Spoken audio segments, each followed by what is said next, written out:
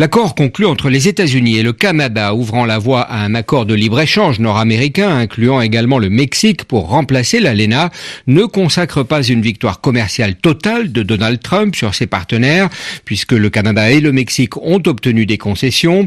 Mais pour Grégory Vanel, professeur d'économie politique internationale à l'école de management de Grenoble, la victoire de Donald Trump réside dans le retour aux négociations bilatérales où les États-Unis sont en position de force. Écoutez son analyse.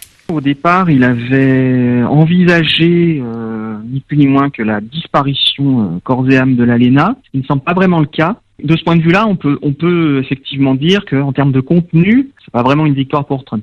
En revanche, en termes de méthode et surtout de timing, là, c'est un coup de maître. En termes de méthode, il est en train de faire la preuve que les États-Unis, en moins d'un an et demi, sont capables de complètement redessiner la carte du système commercial international en utilisant la méthode bilatérale. Donc, c'est-à-dire, on négocie au cas par cas avec les principaux partenaires commerciaux. Évidemment, les États-Unis ayant un poids majeur dans le commerce international de leurs partenaires, c'est bien plus facile.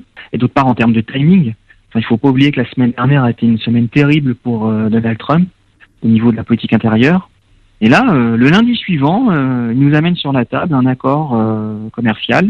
Et donc, juste avant les midterms, c'est vraiment, de ce point de vue-là, c'est vraiment bien joué.